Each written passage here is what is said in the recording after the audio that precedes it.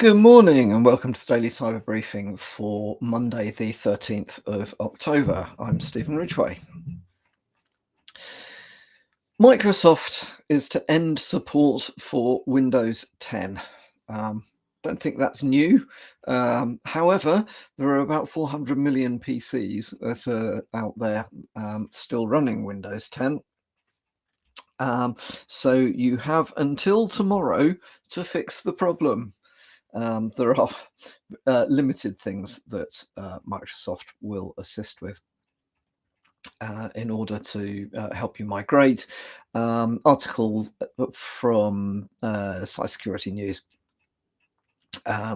goes into what some of those things are, but basically, certainly if you're a personal user, your options are really quite limited.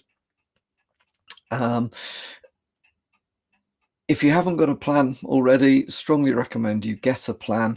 There is obviously a question around what happens from a security patch perspective if you don't have support from Microsoft. And clearly, as we've said many times before, we'll repeat because it's worth repeating. There should be a policy somewhere in your organization that states that you will not run any hardware that is out of support or any software which, as an absolute bare minimum, can't receive security patches.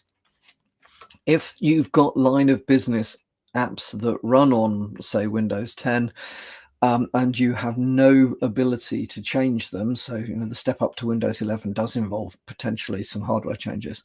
But if you are really stuck, you need to build A, very good visibility around those devices to know if they are being targeted, and B, put in place, to the best of your ability, put in place technical security controls that manage who can access or what can access those devices under what circumstances, and some very good endpoint security.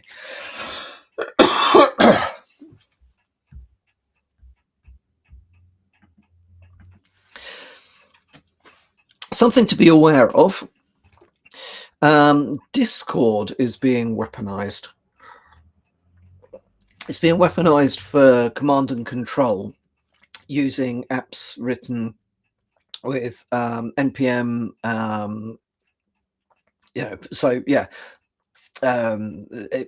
apps from npm, pypy, and ruby gems.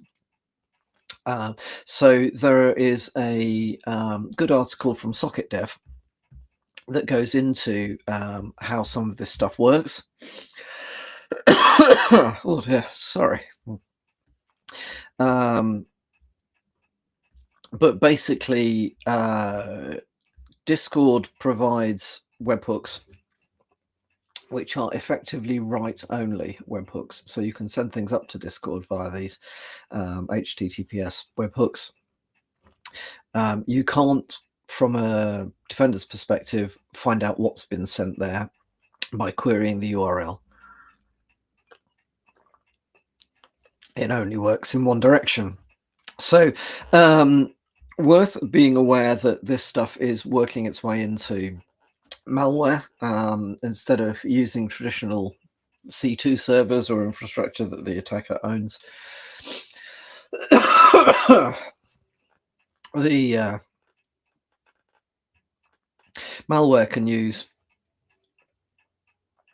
Discord as a exfiltration point or a C2 server. So have a think. Should your user base be able to access Discord webhooks? Perhaps something to control regarding outbound connections. And if that's not something that can be done easily because of distributed networking, work from home, whatever,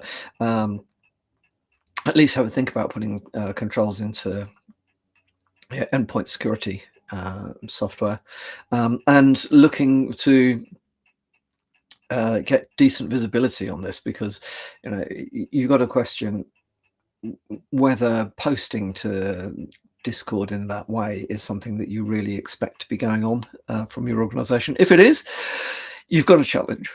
If it isn't, then at least if you monitor for it, you might get some early warnings about what's going on, or possibly it might be something that you consider actually tying down. And then just a quick thing that I came across, which does look very interesting. Again, it's from Cybersecurity News. Payroll hackers are targeting universities, mainly in the US at the moment.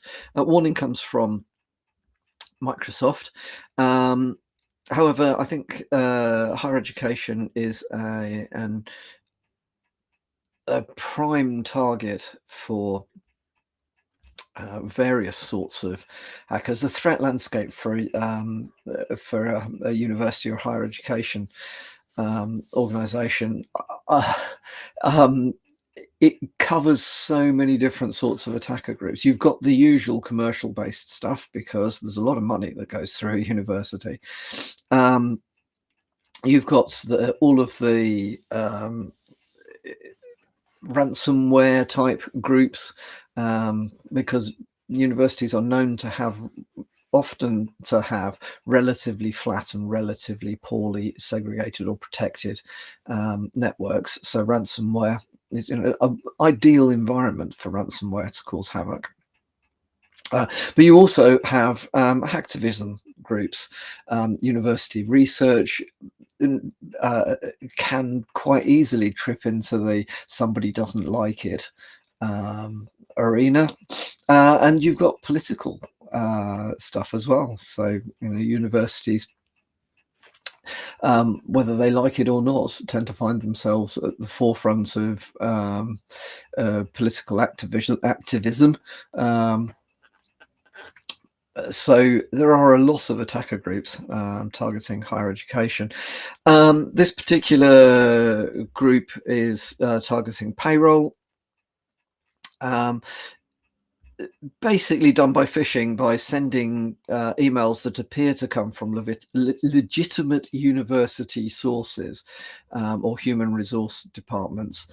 The usual attempts to create urgency, COVID cases, outbreaks, or blah blah blah, compliance notices, those sorts of things.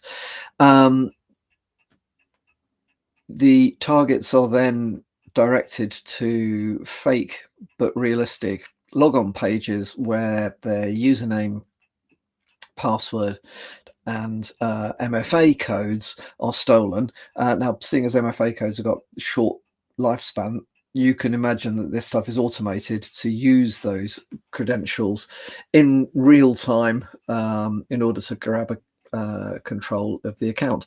What they're looking for in this case is to get hold of Workday or HR account pages. You can imagine that there will be there's payroll stuff in there. There's also a whole load of other things that once exfiltrated will be potentially quite lucrative. So if you are working in a higher education institution or a university, be aware this stuff is going on at the moment. Yeah, it's happening in the US primarily at the moment, but if it's going on in the US, we can expect to see more. The similar things will be kicking off in the UK, and Europe, and the rest of the world at the moment. So, yeah, certainly something to be aware of. Okay, that is a slightly croaky start to the new week. Hope you have a good day. Hope you have a good week, and I'll speak to you